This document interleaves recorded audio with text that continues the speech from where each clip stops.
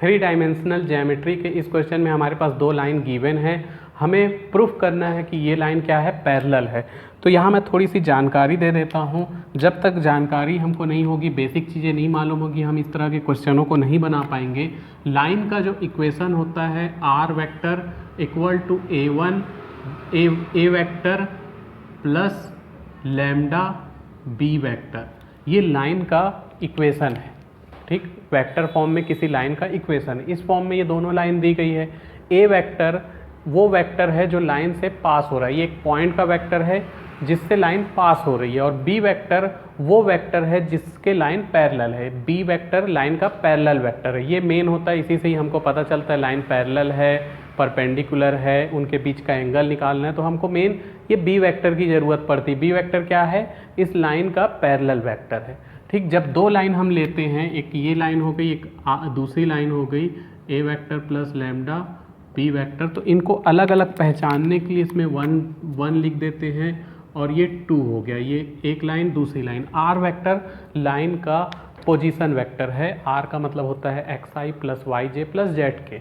ठीक, तो सभी लाइन में आर तो रहता ही है। A1 A2 क्या है, जिससे लाइन पास हो रही जिस पॉइंट से। B1 B2 क्या है, लाइन के पैरेलल वेक्टर हैं। तो दो लाइन पैरेलल होगी।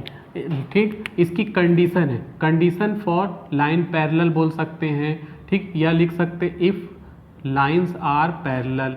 ठीक, यदि लाइन पैरेलल हो तो ऐसी कंडीशन में क्या होता है कि जो B1 और B2 है, B1 vector equal to lambda B2 vector, दोनों वेक्टर सेम होंगे, बस डिफरेंट ये है कि कुछ कांस्टेंट यहाँ से कॉमन हो सकता है। तो अगर ऐसी कंडीशन आती है तो लाइन क्या होती है, पैरेलल होती है। ठीक, यहाँ मैं एक चीज़ और बता दूँ, इफ़ लाइंस आर परपेंडिकुलर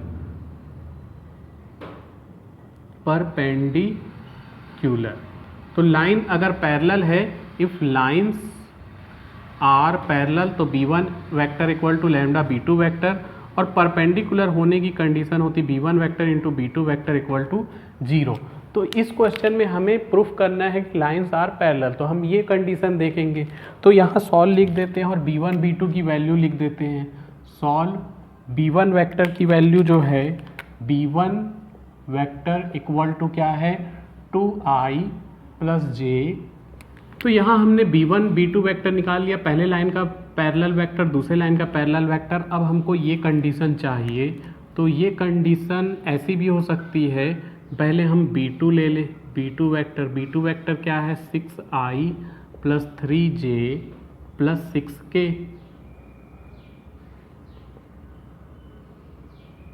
ठीक, अब यहाँ से मैं 3 कॉमन निकाल दूँ, 3 कॉमन निकालेंगे तो 2i plus j plus 2k।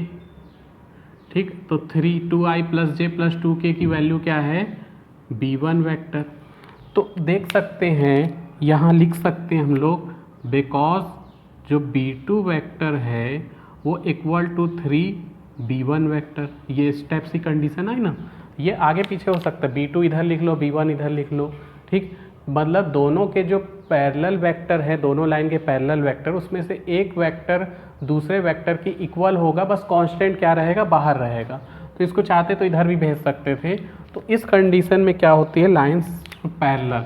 तो हम लिख सकते हैं, so given lines are parallel hence prove it.